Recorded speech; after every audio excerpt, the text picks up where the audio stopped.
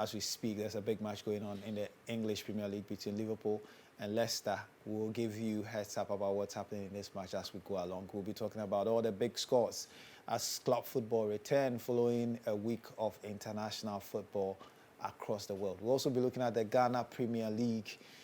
Week 2 of the Premier League, Hearts are still waiting to play after their issues with the COVID. We had some surprising results, including Kumasi Asante Kotoko still searching for their first win of the season. So there's a lot to talk about. As always, this show would love to hear what your thoughts are on the Ghana Premier League, on the English Premier League, on the Bundesliga, and all the big stories across the world. And you can join us by WhatsApp, or you can tweet at me at Sammy Bartels, or write on any of our social media platforms, and we'll be very happy to share your views with the rest of the world. I'm going for my first break. When we come back, I introduce my guest, and it's all action in this edition of Off the Cuff here on MX24. See you shortly.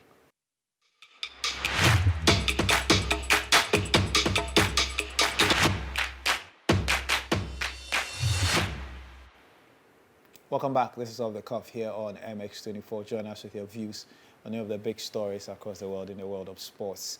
And we're very happy to read your views. Let me introduce Eva Archie, who is my sole guest today. We have a wonderful evening coming up. You're welcome. Thank you, Sam. I'm sure you've been keeping across the key issues in the world of sports. Last week, pretty much the week before, there was international football. So club football took a backstage, international football took center stage. I'm sure you followed the fortunes of the Black Stars of Ghana, who could have clinched qualification with a win in Sudan. But it was not to be. They have to now wait for resumption of international window in March. Were you disappointed? I was, because I remember that last weekend, you asked whether the absence of players like Andre and the rest would really impact negatively on the fortunes of the team. I was hopeful that this is a team that we knew very well, and even though undoubtedly Andre Ayew's influence in any game, makes all the difference. As we saw in the first leg, his 2 goals really did it for Ghana and all of that. I was so sure that we had the hang of things. I thought that we had figured them out very well, but apparently the positioning of some players in that game and all of that cost us a lot, and we're not good enough. The Sudanese looked like the hungrier side who wanted it more. Was it like a reality check for us? It would have been sensational if he had clinched it. A good boost for CK at this stage, but does this remind us again that we are still in the rebuilding stage? Exactly, it does. We know that he phased out the chunk of the senior players and had to do a bit of a U-turn, calling in a few to augment the squad for the Sudan game. And so it's still a reality check that we are not there yet. The team building process is still on, and a lot more needs to be done. His tactical astuteness must be brought to the fore. We are still struggling to see what shape and setup he really has for the team going forward, and it's a concerning issue. I think that he himself would realize that after this defeat, because we're all thinking that it would be good to secure qualification so that you can rest some of your players and spare them the ordeal of traveling over in this era of the pandemic, so that your team building process even progresses better, because then you get the opportunity to see other players, if indeed that is the plan. So it's a major setback. I think that it was unexpected after that win in in Cape Coast. And so it's time for Coach CK Akono to sit up and look at his tactics very well and how he's setting up his team. So Black Stars get to sit and regroup. In 4 months' time, we get to do this all over again. As swiftly as the international window ended, the local Premier League also commenced. People were waiting to get it on. There had been a few disruptions caused by COVID-19 fears and test results that hadn't come out, especially for Accra Hearts of Oak, whose game with Gianna had to be put off. And now they are waiting to kick off the season with a game against Ashanti Gold on the 24th of November. So let's just run through some of the key scores and we'll talk about them over the weekend. 11 Wonders continued what is an impressive start to their season after their drawn game against Kumasi Asante Kotoko. They beat Obidiyah Dogs by 2-0 this weekend. Accra Great Olympics has Legon City's perhaps session for a new coach. We'll talk about the unconfirmed reports concerning their coach, Goran. Only beat Legon Cities by 3-0. Bechem United beat Wafa by 1-0. Bekum Chelsea and Asante Kotoko drew 1-1. It means Kumasi Asante Kotoko are still searching for their first win of the season. If you're a Kotoko fan, WhatsApp us or send me a tweet and let me know whether you are getting anxious about the situation, having gone 2 matches without getting maximum points, or you think that perhaps this is just a bumpy ride and temporary, and that normal service will be resumed and the Porcupines will start winning very soon. And then you had Dreams FCB Mediama by 2-1. Kim Faisal and Adriana Stars drew 1-1. Means Kim Faisal get their first few points, their first point indeed. Omina Sharks shared the spot with Liberty Professionals. Karela beat Interlights by 1-0 at home. Accra Topok and Ashanti Gold is a match that we are still waiting to see. So Eva, Felix will be joining me. Felix Omaku usually has a view of what's going on in the Ghana Premier League in just a moment. Before that though, Kotoko is still searching for his first win. Yes, they are. I'm surprised. I mean, well, this season was a hyped season for Kotoko. Well, but I think that Kotoko supporters would have to manage their expectations, because the truth of the matter is there are a lot of imports into the team. There are new signings, even the Brazilian, Gama.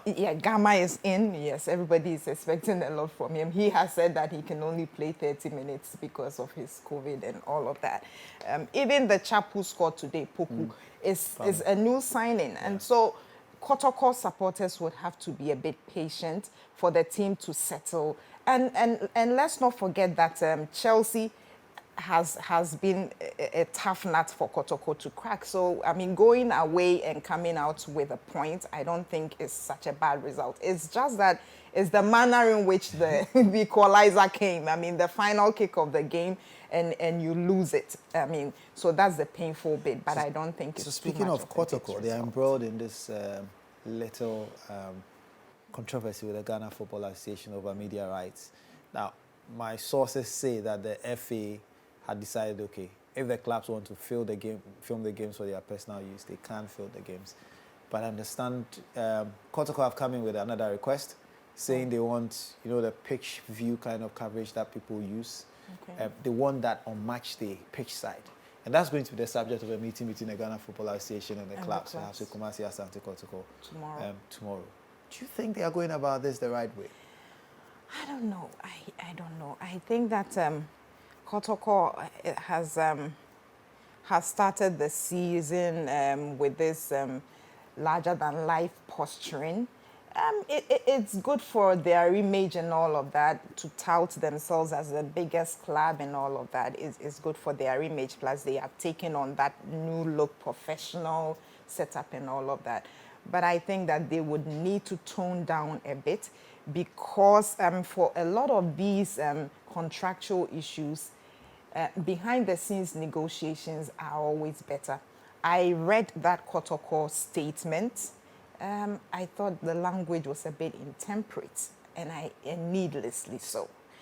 I feel that these are issues that could be easily ironed out without all the public display of vitriolics and all of that. They become quite confrontational. Yes, I think that it's needless, if you ask me, because these are things that we shouldn't forget, that the Ghana Football Association works for the clubs, actually, or is supposed to be working for the clubs. Plus, the clubs have GAWCA as their representative umbrella body. So I know that Kotoko has taken the position of championing the cause of the clubs, and for the clubs, it's always good to have someone who is leading your cause and all of that.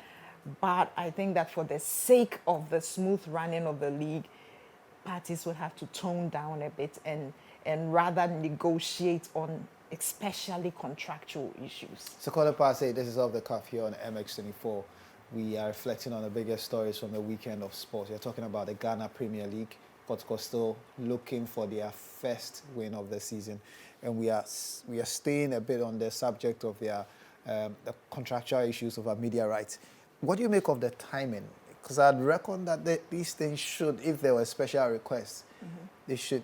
The media rights sponsor and the FA should have been furnished with this request much earlier before now. Well, I mean, Sammy, I know that there were arrangements to get the FA to be part of this program to explain matters further for us, because I mean there are a lot of grey areas here. If you even read that Kotoko statement, there's a claim that the FA had granted the clubs that right, which right is situate in the statutes of the FA anyway. And I mean, all those things were brought up. So you look at the chronology of events. How is it that the FA, per that statement, the FA is supposed to have initially granted them that right to film for educational purposes as they sought to do, and then subsequently the FA issued a statement warning clubs to desist from that very act? It doesn't add up. Somebody's so those got are to some of the issues fill in that the you blanks need for us. Yes. Felix Remarque is a watcher of the Ghana Premier League, and he's one of the guys promoting the Ghana Premier League on social media and on multiple platforms. We are very proud of the work that he does.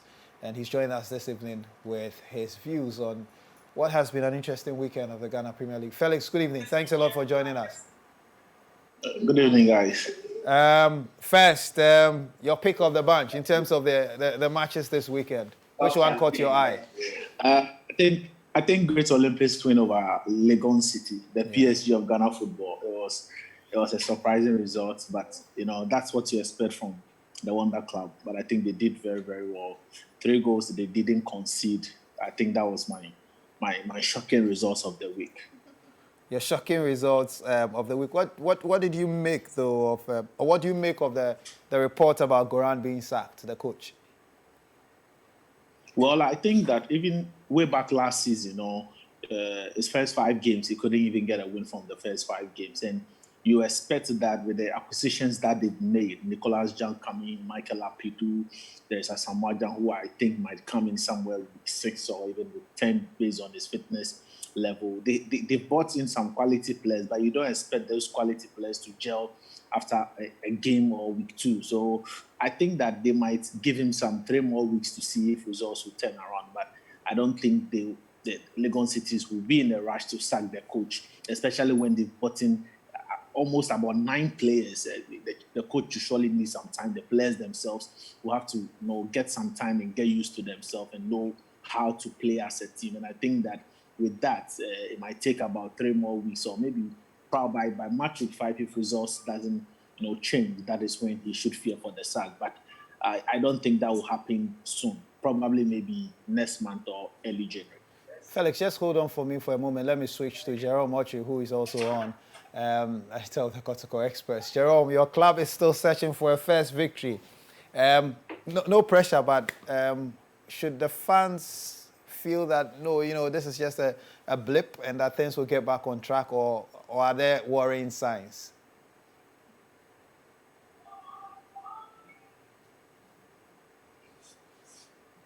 Hello, Jerome. Can you hear me? Okay, Jerome will have to unmute his sound, so let me just go back to Felix.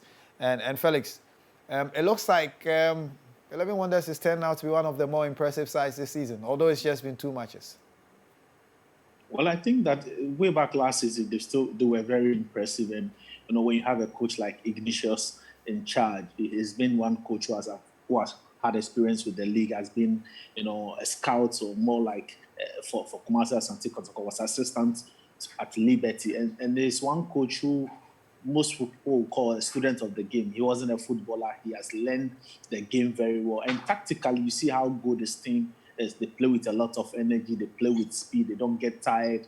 And he has come out to say that he's going to win the league. And this is mostly a comment like this would always do that the players to give out their best. But then you don't also expect this to come from a coach. Most people would think they will be a team that finishes mid-table and normally fight for survival. But I think that he has a team that can challenge for the top four. I think they look very, very solid. They haven't really, buy a lot of players. He has maintained the same squad that he had from last season, and they are playing very, very good football. And one thing that they are aiming to do is to make the Techiman Park a fortress. And already you could see from the way they played that game against Ebusua Drafts, though we might talk about a little bit of refereeing decision, but I think that Techiman City with Ignatius Ofosu in charge, they are doing marvelously well, and I won't be surprised if they finish top four. And this is a season where we are not having spectators coming into the stadium to watch games. So it means that it's an open play.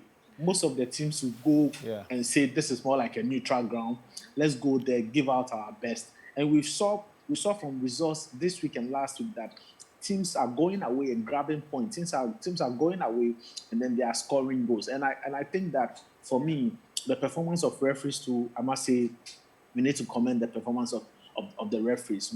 Gone are the days where after week one, we could hear coaches and team managers and players complaining about referees. But I think that now that a lot of things have changed, gone are the days when the home team have to host the referees, have to pay for transportation for the referees.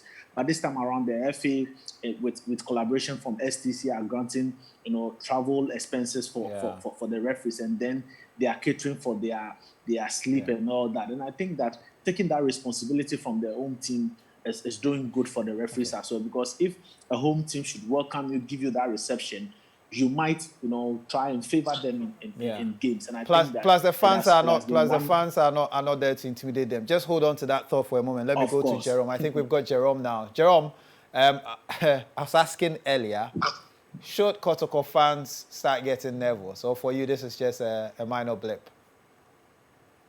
You're still looking for your first win. For me, I don't think this is something to worry about, but that is me. If you look at the larger majority of the fans, there is no way they will take this as a blame.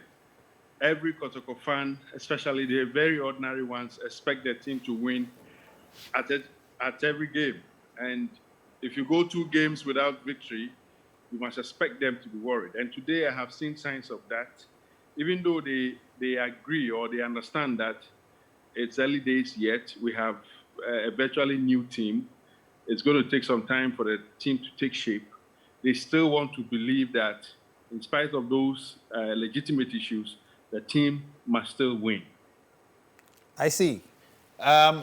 So for you, that integration process will be a slow process. When would you expect the team to hit the ground running? I think from the 3rd game up to about the 5th game, we should see Max Oknedu's hand on the team firmly. What I saw this afternoon was not too impressive, but compared to what I saw against 11 Wonders, I think today's game was better. I'm expecting that by the time we play Medeama, he would have gotten a few things right. We should be able to beat Medeama no matter how good they will be in Accra. And then from there, make sure the other games, we properly assume the driving seat and take control of affairs. How we are setting up is a bit problematic, but I mean, like I said earlier, it is because of how we keep changing our teams every now and then. Every 9 months, Kotoko going for 10, 12, 15 players. And you cannot build a team like that. Until that changes, we are always going to start like this. And I'm just hoping that the new management will get this right. And hopefully next season, no matter how, this season will go for us. Next season, we will not see those wholesale changes because those are the things that are affecting our performance, and we will need to check that. Jerome, there are those who are saying that Kotoko have been exposed. The fans have been one of the sources of the wins that you get. Now, without the fans and playing in what is effectively a neutral venue, it looks like games are up for grabs. Of course, but I don't think that is an excuse we can use. I mean, we can't get away with that excuse because no other team, all the teams are playing with our fans. Yeah, but so especially for Kotoko. We know Kotoko probably has the most vociferous fans. Yes, that is true. But, you and I know that we've had occasions where we've played in Kumasi in front of our fans and we've been beaten. These Bekum Chelsea guys we are talking about last season, some seasons back, really gave us a tough time in Kumasi. They have actually beaten Kotoko in Kumasi before. So I still wouldn't take that as an excuse. I believe that We are not getting things right because we don't have a complete team yet. We are not playing as a unit. Today, I saw some good improvements in the center of defense, where Habib, for me, played so well. And that is what we were expecting in Accra. Unfortunately, we didn't get that. Now, Maxwell appears to be getting that right. And I'm sure by the third, fourth, or maximum fifth game, like I said earlier, we should be in the driving seat, taking control of affairs the way the fans want to see it. Bring us up to date on the Gama situation, the Brazilian signed by Kumasi Asante Kotoko. They have started calling him the Kotoko Pele, and that should tell you that the fans are really excited with his presence. He was in Kumasi last week. I think he came around somewhere Tuesday or Wednesday. He visited the coach, just to announce his presence, and then he started his light work training the following day. I am sure if he should have a full week's training, maybe he will find himself on the bench. By the fourth or fifth game, we should see Gama playing. And given the enthusiasm the fans have around him, it will be exciting to see how he will contribute to Kotoko's progress. Final question, though, is off the field on this media rights issue. You're close to this club. You edit the newspaper for this club. Look, really, why is Kotoko assuming this rather confrontational approach in the discourse with the Ghana Football Association? If I was just remarking that your statement had some intemperate language and some of the things put in there were rather avoidable. Yeah, I will not disagree with Eva's point. I listened to her comments. If you are talking about portions of it, which, for instance, was too personal, in my opinion, which we could have avoided, because, see, the substantive issue is that Kotoko is not happy. It is being denied access, the freedom to record its matches. That is the key point. So any other thing outside of that, for me, really doesn't hold any water. But here's the point.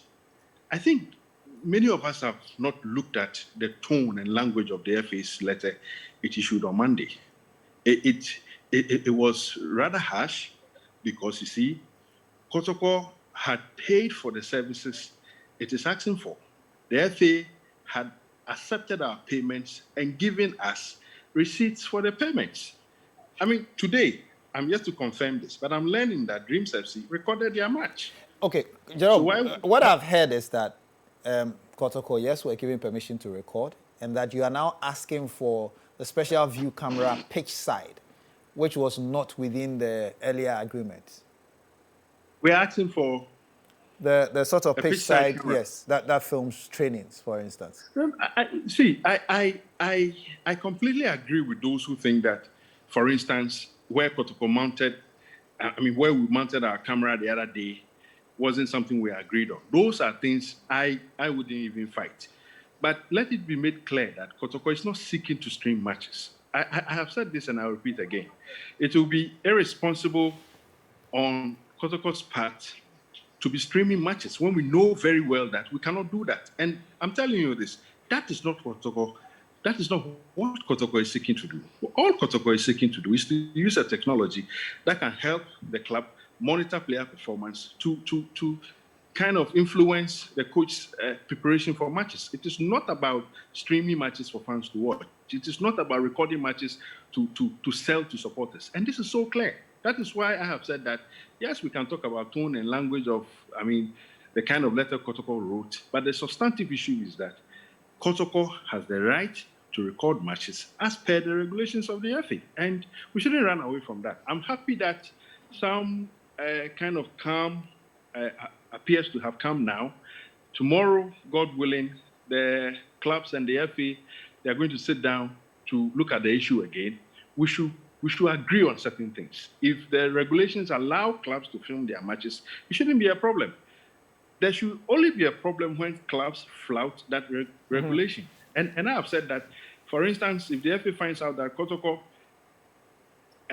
will be streaming matches or Kotoko will stream matches, the rules are clear. Just punish the club. Yeah. But when it becomes a tango between more or less a father and his son, it doesn't bid well for our game. We should be able to get over these things without a fight in the public domain. Jerome, as always, thanks for your succinct views on the issues.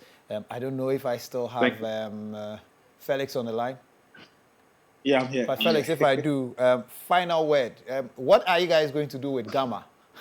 So, to market the GPL. Well, I think that it's huge for Ghana. Not just Ghana, but I think that Asamoah Gyan signing for Lagos City too is good. It brings a lot of exposure to the league.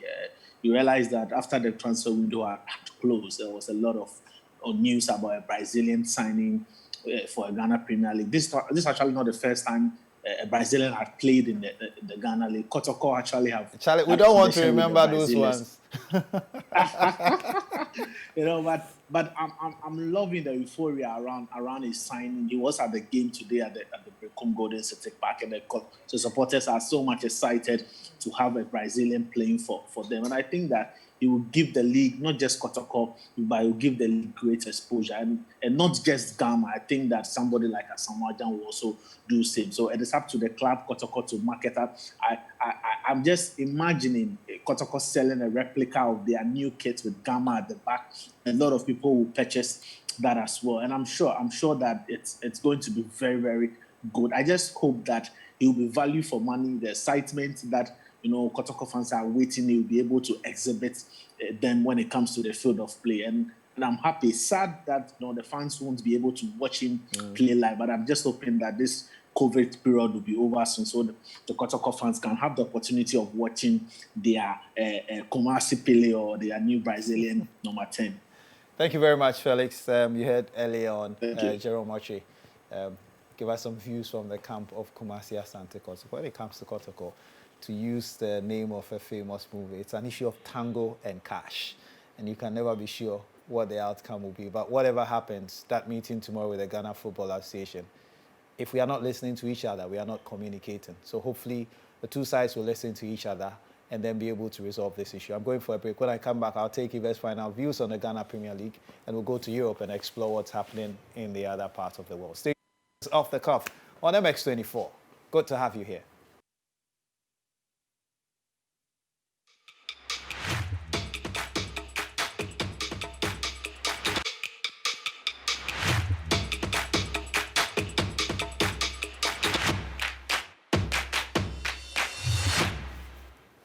Welcome back. You're on MX24, and this is Off the Cuff. And before we went for a break, we're wrapping up our conversation on the Ghana Premier League. I'll let Eva have a last bite, and then we'll start talking about other things in the world of sports. We'll go and look around the European leagues, and then we will talk about tennis, because there's an ongoing epic match between Daniel Medvedev and then also Dominic Thiem, who Eva favors to win the ATP Tour final tournament, which is taking place in the UK. But let's end on this Ghana Premier League matter and this Kotoko everything. We're hoping that there will be a resolution tomorrow. I hope so. A lot of the clubs draw inspiration either positively or negatively from Kotoko and Hearts-of-Oak. So they always lead the pack. Yeah. But you were right. I mean, before the break, you said if we are not listening to each other, we are not communicating. I think that Jerome even agreed that there was no need for the open confrontation publicly and all of that. And the lawyers making things messy. I mean, we always accused of being the ones who make things messy. I'm like, okay, that was coming from the administrative manager. It's not possible. No. That's definitely a lawyer's letter, But the lawyers themselves knew that the language was so intemperate that they couldn't be the ones authoring it. But I mean, you could read between the lines. Being a lawyer, I could just tell that could be coming from lawyers. But I just hope that the GFA, is clear on the provisions in its own regulations and statutes. It shouldn't be seen as contracting outside its statutes, because that would be wrong. So I'm just hoping that all matters would be laid bare on the table tomorrow and discussed extensively, so that all parties will be at peace and we can enjoy the game. Everybody just wants to enjoy the game. And we all have to be mindful of the fact that the wranglings do not advance the course of the game in any way. in any case, whatever decision is made must apply to all clubs. I can understand Kotoko have legitimate rights if this is contained within the statute, but there can't be special treatment for anybody. So whatever the resolution is tomorrow, hopefully allows everybody to just crack on with the league and then make the necessary provisions. If the video, and I'm impressed Scott's going to use the videos for, modern football technological purposes, among other things. It's time to move on to other things, and let's go to the English Premier League. Big matches over the weekend. As we speak now, Liverpool is leading 2-0 against Leicester in the top game, or the second top game in the Premier League this weekend. There was an own goal from Johnny Evans somewhere in the 27th minute. Now Diogo Jota has scored. He becomes the first Liverpool player to score his first 4 games, and it's crazy. It's a hot streak. It's as hot as it gets. But let's start with the biggest game of the weekend, and that game was Tottenham Hotspur against Manchester City. In the build-up to the game, the conversation was around Pep Guardiola signing a 2-year extension to his contract, put a smile on everybody's face in the blue half of Manchester, and Mourinho celebrating 1 year of his appointment as Tottenham Hotspurs. And this was a typical Mourinho Godfather performance. I mean, it was. It reminded me of comments that were made here, at the start of the season. And Sammy, I said, let's hasten slowly. I mean, it's just early days yet. I remember Yao talking about how Mourinho was out of it and had lost touch with modern football and all of that. Hey, I mean, so yesterday I watched the game, and I mean, who cares how the win came about? Take me through how the strategies were deployed and how Mourinho came tops in this one. But there's something about this. It's typical Mourinho, all right.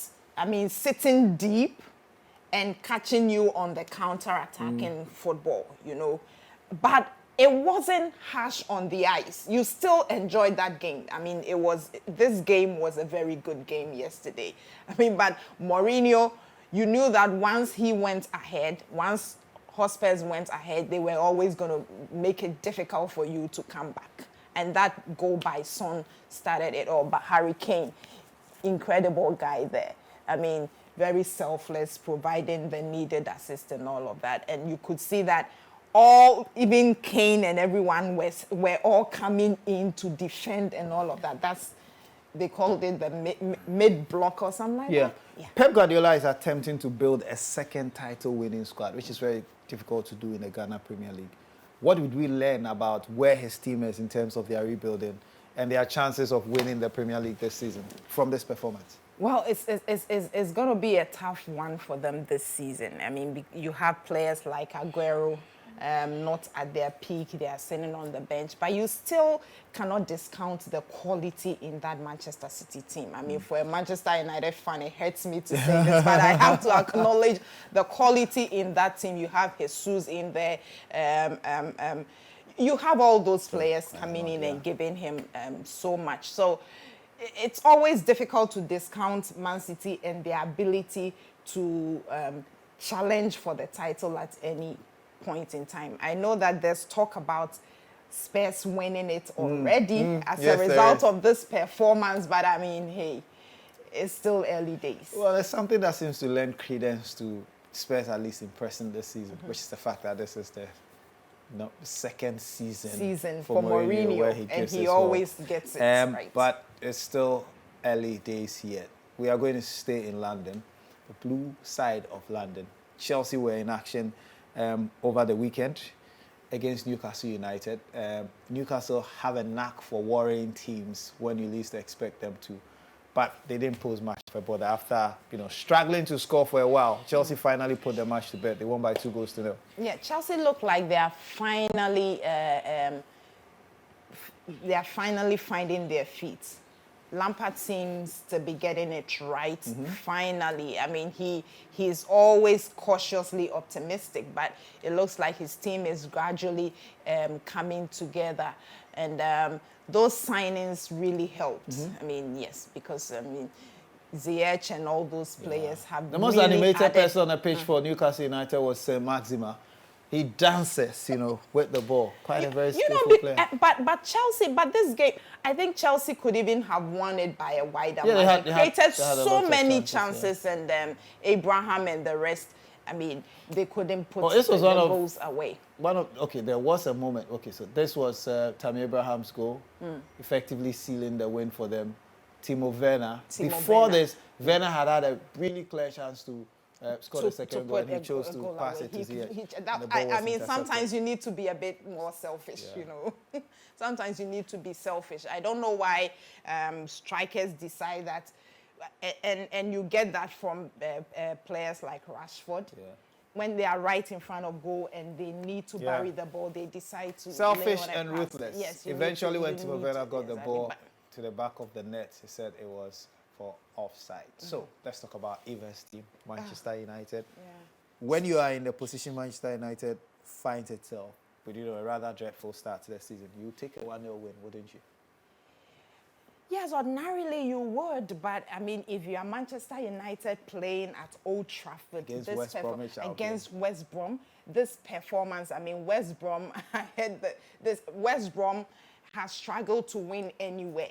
At But least United Manchester- has struggled to win at Old Trafford. At Old Trafford, but West Brom is a team that is struggling to win anywhere at all, and they come to Old Trafford, and Manchester United still struggle to eke out a win against them. I mean, it's still not good enough. And yesterday you had a lot of interesting games being played. Brighton, the Aston Villa Brighton Yeah. game was one exciting game, and then you had the Hotspurs game, which was top liner for me yesterday. The Chelsea game was not bad. Then Manchester United ended the day. It was such a drop for me, and I mean, it was painful to even sit through at certain points. So, no, they got a win all right, but it's still not good enough.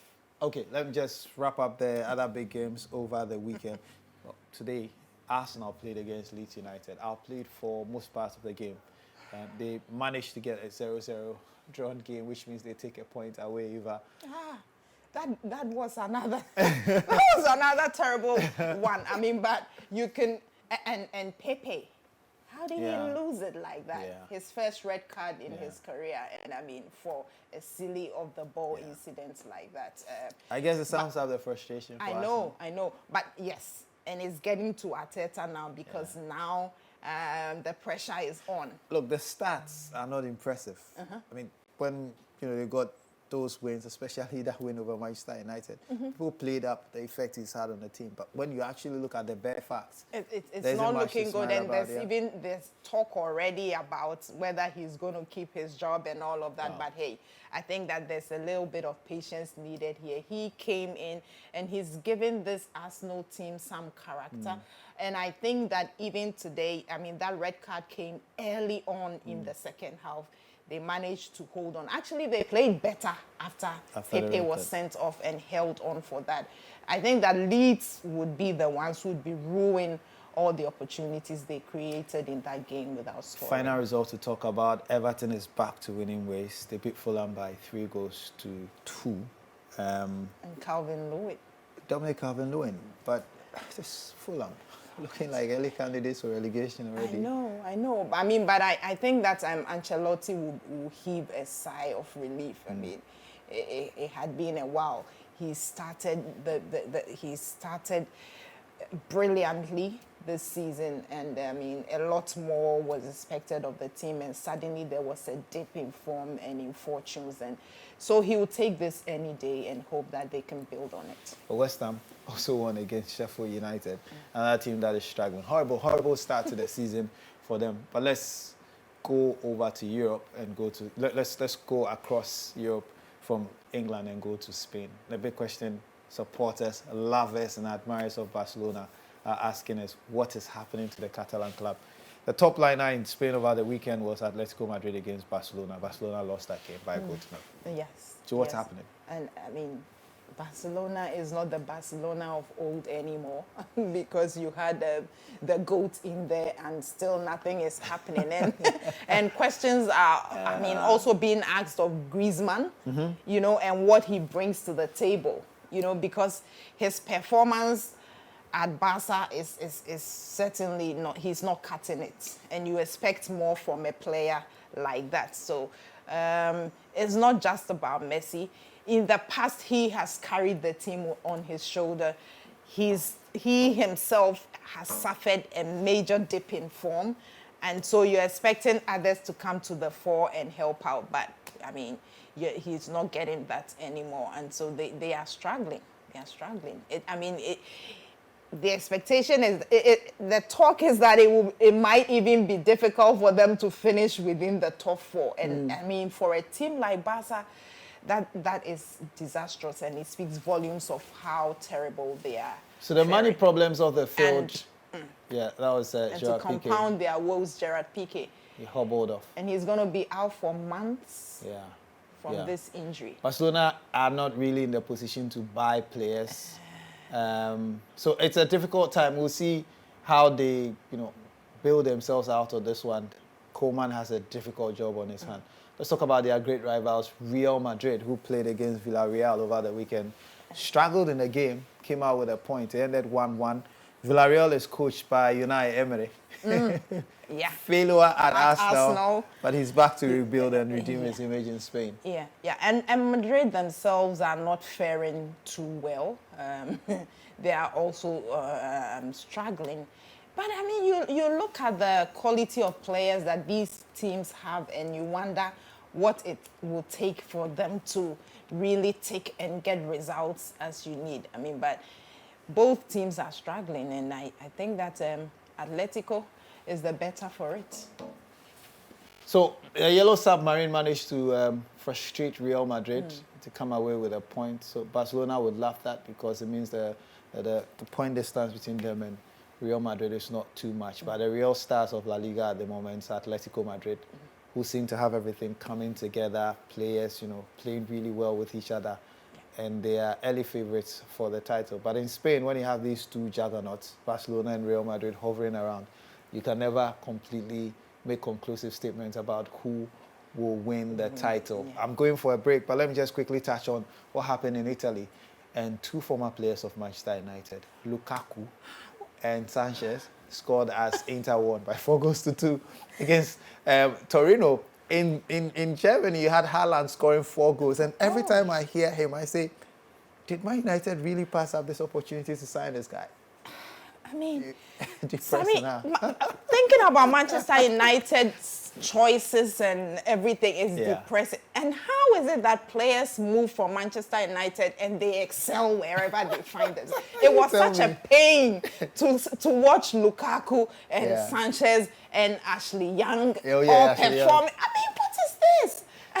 And then you have Haaland, Oh, and Haaland is just one smashing exceptional it in. player. Smashing it in. Genuine talent, Yes. For all those who say it's hype, that It's is not hype. It's not. That's not hype.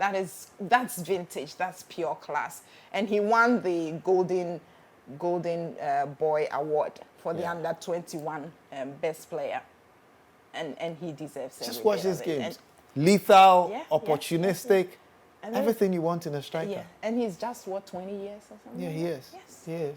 I'm sure Incredible. teams. Incredible. So 4 goals. Heather Berlin managed to get a consolation, but it wasn't enough.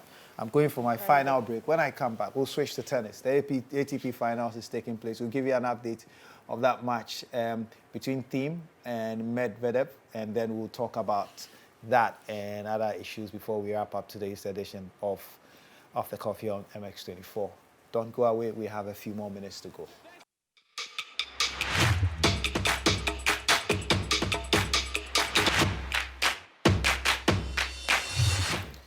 Welcome back. We have a few more minutes to go. Let's take you to tennis. The ATP Tennis Finals is taking place between Dominic Thiem and Daniil Medvedev. It's turning out to be epic. Thiem took the first set, Medvedev took the second set, and as at a few minutes ago, Medvedev was at the brink of winning the title.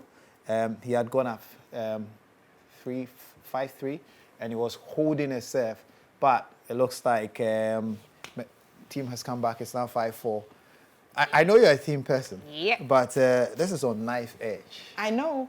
I think that of all the new generation players, he has proved to be the most credible. I mean, at least for this season, he won the US Open, his first Grand Slam, and he's looking to notch this one. If he does, it will be ending on a high this season, and it will be good for his career. But it's good to see these ones, Medvedev, Zverev. Zverev is one who looks like he could always pop up and your with man, something. Tsitsipas. Yes, and then my man Tsitsipas, a very eccentric character there. I mean, but it's interesting to see these young ones coming in. But then again, you see the stellar quality of Djokovic and Nadal, and these were always showing through. I mean, but to their credit, these boys, I mean, Zverev, Thiem has defeated both Nadal and Djokovic in this ATP finals. It's interesting. Well, may the best man win. Eva, thanks a lot for joining us. Thanks, I Simon, would end with, for having me. well, I don't normally end with birthday dedications, but today I have to. Well, first, let me start on a rather sad note and say, you know, our sympathies and God's strength to the family of Reverend Edward Osei-Bonsu, who was buried yesterday. Wish you God's strength, and we'll keep standing with you. I have 3 more birthday wishes. One to somebody who is a very special, Linda Pelampofo, and then your mom. You celebrate your birthdays 2 days apart, Juliana Brown of Nyaniba Estate. And finally, we say happy birthday to perhaps one of the greatest strikers to ever wear the jersey of the Ghana Black Stars, the baby jet himself, Asamoah Gyan. Hey. Yeah, Asamoah Gyan is celebrating his birthday today. General captain of the Black Stars of Ghana, baby. And I think it's only proper that we end with baby, you know, singing on his birthday. Know. Yeah. So, guys, thank you very much for being a part of the show. We'll be back next week. Enjoy Baby Jet on his birthday.